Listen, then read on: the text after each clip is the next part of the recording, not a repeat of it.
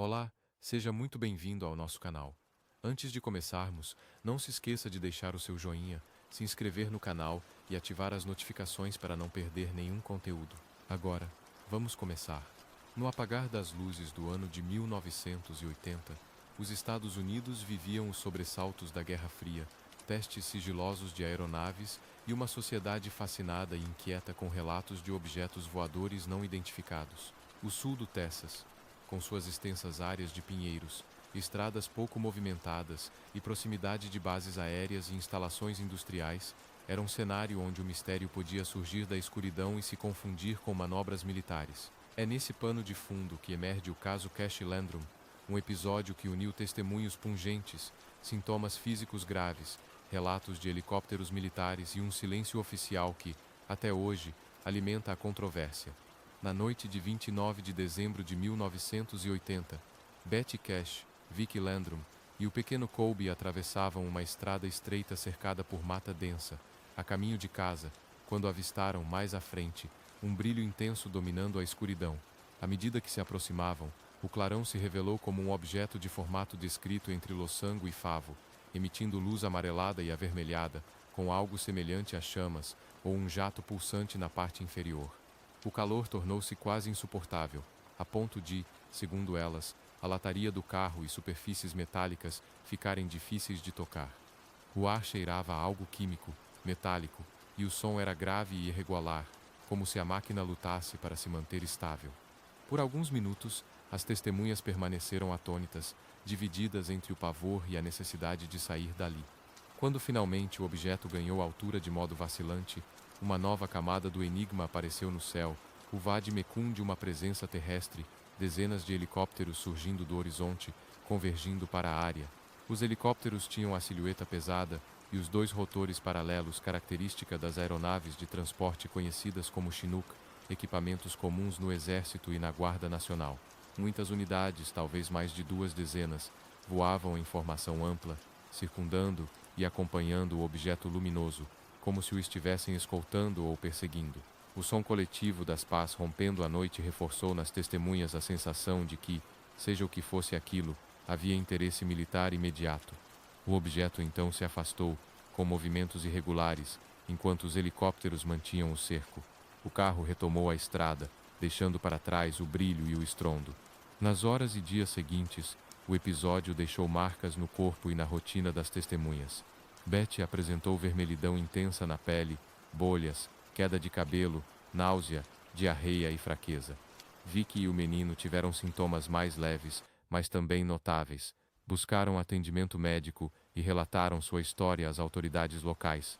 O caso logo chamou a atenção de investigadores civis, incluindo engenheiros e ufólogos com experiência em documentação, que registraram lesões cutâneas, declararam ter observado árvores com marcas incomuns e tentaram verificar resíduos de radiação.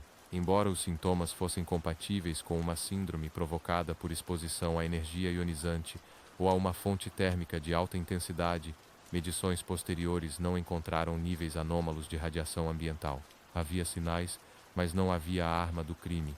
A possível intervenção militar tornou-se um dos eixos centrais da investigação. As testemunhas insistiam no grande número de helicópteros e não estavam sozinhas, já que moradores de áreas próximas disseram ouvir e ver aeronaves naquela noite. Solicitações formais de informação foram encaminhadas ao Exército, à Força Aérea e à Guarda Nacional.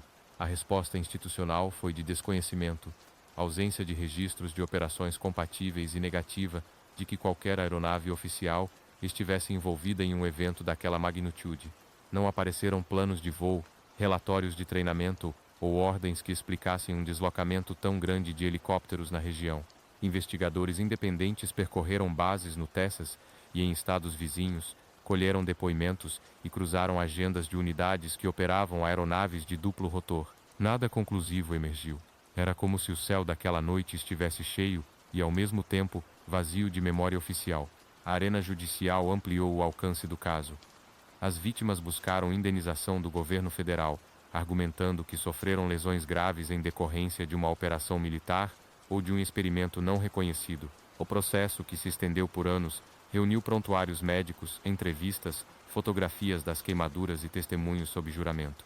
Peritos divergiram sobre a etiologia dos danos e a ausência de prova material direta que conectasse o evento a uma aeronave governamental abriu espaço para a decisão final, que rejeitou o pleito por insuficiência de evidências. Para os críticos, a conclusão sublinhou o núcleo do mistério, pois nem a tese de uma nave experimental escapando ao controle, nem a de um fenômeno puramente atmosférico, nem a de um engano coletivo, conseguiu encadear todos os elementos, especialmente a presença maciça de helicópteros. As hipóteses propostas ao longo das décadas variam.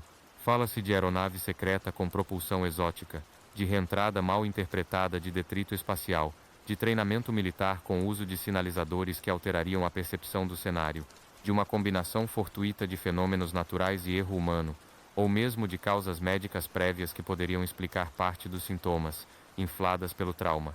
Cada caminho explicativo esbarra, porém, em lacunas. Se era uma nave conhecida, onde estão os registros e por que tantos helicópteros sem rastro administrativo? Os relatos de moradores sobre o barulho e as luzes sustentam a multiplicidade de aeronaves, mas não há confirmação documental. Se era um fenômeno natural, como justificar a sensação de calor extremo e as lesões significativas no mesmo intervalo de tempo? Se foi exposição à radiação, qual a fonte e como desapareceu sem deixar pegadas mensuráveis? O caso Cash Landrum permanece assim, como um dossiê aberto onde evidências clínicas contundentes se chocam com um deserto de comprovações técnicas. É um episódio em que a convicção íntima das testemunhas, o eco de helicópteros não identificados e a resposta oficial lacônica forjam uma narrativa que resiste a soluções fáceis. No balanço final, o que temos é a memória de uma noite em que o céu do Texas pareceu encenar um encontro improvável entre o desconhecido e o aparelho militar, deixando um rastro humano doloroso e um enigma institucional. Conclusões definitivas seguem ausentes, e o mistério persiste como lembrete de que, entre o segredo estratégico e a experiência vivida, muitas histórias continuam na penumbra, aguardando a peça que falta para, enfim, iluminar o todo.